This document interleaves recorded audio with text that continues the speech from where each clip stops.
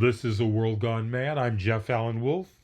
If you're listening to this, congratulations. You've survived another round of American roulette, where the prize is chronic stress and the rules change hourly. At this point, our national mood swings faster than gas prices before a holiday, and the only thing more chaotic than the headlines is how many Republicans are still pretending this is all totally normal. So whenever you're listening, wherever you are, on a walk, in your car, or hiding in the bathroom for 5 minutes of peace, thanks for showing up. And stick around because I've also got another segment of news from the Edge of Sanity coming up very shortly. All right, let's get into it. Because while the news spirals out like it's trying to break orbit, someone has to name what the hell is actually happening. Here we go. Trump's Clean Cities plan. Bury the crisis, not fix it. Trump's not fixing homelessness. He's staging a cleanup for the cameras. What just happened? Well, on July 24th, Donald J. Photo Op Trump signed an executive order demanding states and cities clear out homeless encampments. Not fund housing, not support mental health. Just sweep it away, make the crisis vanish from sight. Cities that bring the hammer get federal rewards. Cities that try compassion left to rot. And the new sheriff in town, Pam Bondi, who's now tasked with gutting legal protections despite not being qualified to run a lunch counter, let alone national homelessness policy. At this point, Trump's executive order isn't a solution. It's a street sweeper dragging human lives out of sight so the suburbs don't feel uncomfortable. Trump's not fixing the crisis. He's staging a cleanup for voters who think poverty is an eyesore. Yes, the camps are bad. They're unsafe. They're unsanitary, and a symptom of a system that's failed from top to bottom. But what Trump's doing isn't solving the crisis. It's relocating it to the shadows. And where's the crackdown landing hardest? California, LA, Sacramento, San Diego, already clearing encampments like they're prepping for the Olympics, not a humanitarian crisis. Oregon, in Bend, they cleared out a homeless camp in the actual forest because apparently even the woods aren't zoned for poverty anymore. Yes, you could sleep under a pine tree, but not if you're broke. Washington, Nevada, Arizona, Texas, pick your flavor: liberal guilt, desert indifference, or political theater. The sweep is on, and the optics are everything. There's no funding for shelter beds, no plan for services, no roadmap out of poverty. Just force, optics, and federal cash tied to how brutally you treat your most vulnerable citizens. This isn't leadership. It's cosmetic fascism. Sweep the streets, ditch the bodies, sell it as progress. That's the plan. And worst of all, the more brutal you get, the more money you're handed. Trump's turned homelessness into a televised game show. It's now time for Sweep the Streets and Win a Grant.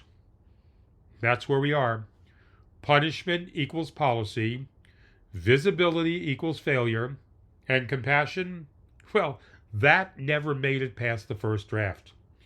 So we just walked through a federal plan that treats homelessness like a visibility problem, not a crisis to solve, but an inconvenience to hide. And if you're thinking, well, Jeff, surely that's the peak of the madness. Oh no, that was just the overture. Now it's time to swerve off the highway of institutional dysfunction and straight into the back alley where reason goes to die. These aren't the stories leading the news. They're the ones quietly chewing drywall in the corner while democracy files a restraining order. It's time for news from the Edge of Sanity, where reality staggers, the headlines sweat, and the circus doesn't even pretend to pack up anymore. News from the Edge of Sanity featuring turtles, rats, and bees. Seriously? A woman walks into an airport. And no, this isn't the setup to a bar joke in a different location. She's at Miami International, boarding a flight to New York. But something was wrong. Something was moving, and it wasn't her luggage. TSA agents noticed unusual movement during her security body screening, and a closer inspection revealed she had baby turtles hidden in her bra. That's not exactly standard carry-on. She was busted by TSA, and I do not regret saying that. TSA tried to keep abreast of the situation. And yes, I'm milking this story. Okay, Jeff, stop. Officials turned the case over to U.S. Fish and Wildlife, and while the turtles were reportedly unharmed, the woman could face charges for smuggling protected wildlife. Because when your undergarments become a terrarium, you're not flying coach. You just become grounded in more ways than one. She definitely got busted in a most unusual way. And I'm still waiting to hear about the last 12,000 illegal guns that somehow made it through TSA security. Okay, from turtle trafficking in a bra to rats undermining nuclear readiness. Because when the rodents outnumber the rocket scientists, sanity has officially gone AWOL. Thousands of rats have declared war on a U.S. nuclear missile base. And let's just say it's not looking good for the humans. At Minot Base in North Dakota, where we keep nukes, bombers, and the illusion of control, officials are facing an invasion, not by foreign powers, but by ground squirrels. Thousands of them. They're called DAC rats, and they're not just running around. They're tunneling, chewing, and claiming territory like they've read the Geneva Conventions and chosen violence. And here's the kicker. They outnumber the human population. Yes, the rats outnumber the people at a nuclear weapons facility. Because when it comes to national security, nothing says preparedness like thousands of ground squirrels building condos under your ICBMs. Officials have tried traps, poisons, deterrents, but nothing's working. The DAC rats are chewing through military-grade insulation like it's movie theater popcorn. They've turned a global strike command into Chuck E. Cheese with warheads. And while we spend billions on missile defense systems that can detect a rogue satellite 30,000 miles away, we somehow can't stop a squirrel from chewing through an electrical wire in North Dakota. We're not losing the war on sanity. We're getting outmaneuvered by rodents. And finally, from turtles in bras and rats under missiles, raindrops on roses and whiskers on kittens, brown paper packages tied up with strings, these are a few of our favorite things. Until a beepocalypse broke out on a main highway and turned I-95 into the Hunger Games with honey. This is definitely news from the Edge of Sanity. A semi-truck hauling 15 million honeybees flipped over on I-95 in Maine, unleashed a swarm so thick it looked like a deleted scene from Mad Max Fury Hive. State police and local beekeepers were called in. One officer got stung over 100 times, flailing like a man thrown into a blender full of hornets as if the air itself turned against him. His body armor, may have stopped bullets, but it was useless against bees. Emergency crews had to warn drivers, stay in your vehicles, windows up. No shit.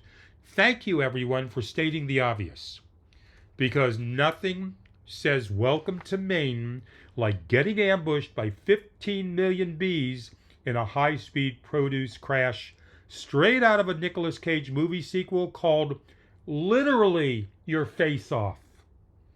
And while we're still debating climate change, ecological collapse, and infrastructure decay, an entire colony of stinging chaos just took over a major highway on a random Thursday.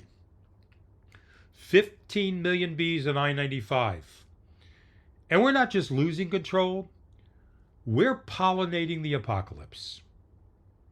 That was your news from the Edge of Sanity. It's now a regular segment on my podcast on Fridays. A friendly reminder that while the headlines are terrifying, the sidelines are completely unhinged. I'm not saying the world is disturbed, but it just ate glue and licked the wall socket. All right, if you got comments, rants, or emotional outbursts, or if you want to offer me $5,000 to make me stop podcasting, I accept cash, sarcasm, and poorly written threats. Email me at madworldtalk@gmail.com. Madworldtalk. Write something smart. Write something stupid. Write something that gets you added to a watch list. Or call me on my free 24/7 voicemail box. 833-399-9653. Toll free. Go ahead, I dare you. At least call me and listen to my outgoing voice message where I reveal which Trump cabinet member is actually 3 raccoons in a trench coat. Call to find out the answer. And please don't forget to leave comments on Apple or Spotify. That helps my podcast move up in the rankings and be heard by thousands more people. Because without your reviews, listeners, Apple and Spotify think I'm just a guy muttering into a bowl of soup. This has been A World Gone Mad. I'm Jeff Allen Wolf. I'll be back Monday because I have a microphone, a half-eaten burrito, and unless someone here changes the Wi-Fi password, I'll be good to go. Until then, stay grounded, stay skeptical, and if all else fails, stay hopeful.